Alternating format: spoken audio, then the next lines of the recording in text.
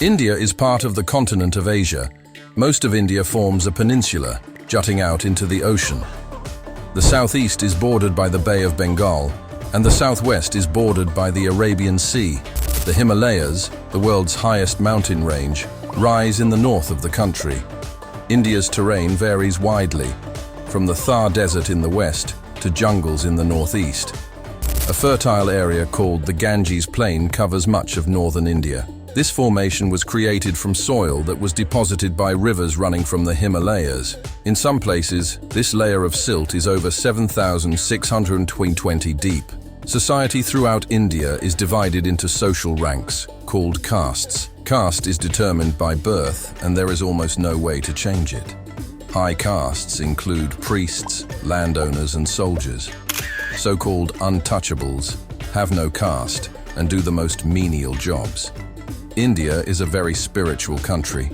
It has no official religion, but more than 80% of Indians are Hindu. About 13% are Muslim. Other religions include Buddhism, Sikhism, and Jainism, which all began in India.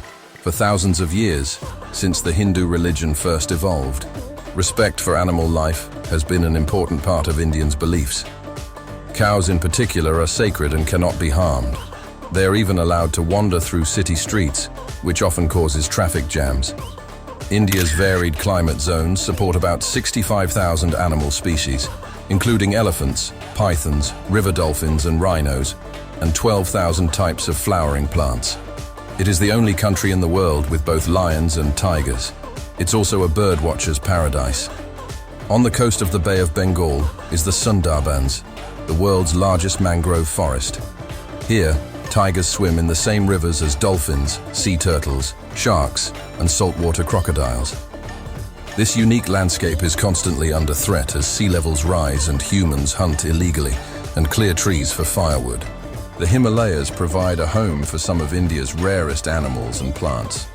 The most elusive animal is the snow leopard. Bears and black buck live lower down, and in the northeast, the tiger and one-horned rhinoceros can be found. India's parliamentary government was inherited from the British.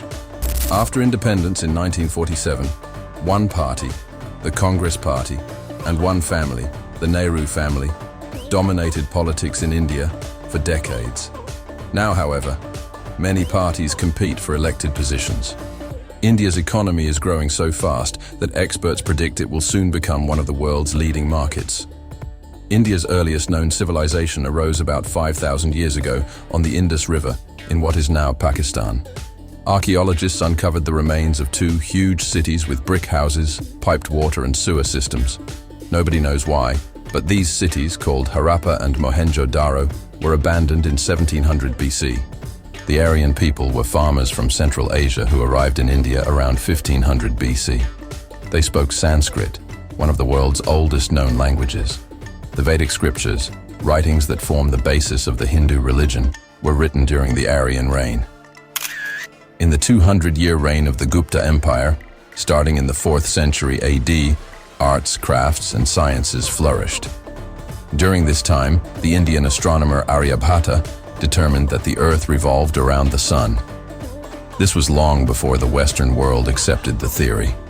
Beginning in the 16th century, following a series of invasions by Muslim forces, a Mongol leader named Babur founded the Mughal Empire.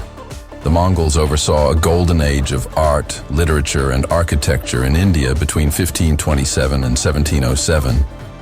They built roads, mosques, gardens, and enormous tombs, including the Grand Taj Mahal.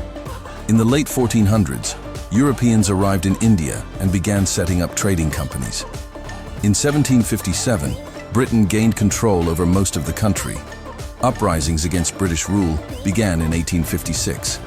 In 1920, the famous Mahatma Gandhi began non-violent protests to push the British out. In 1947, India had independence.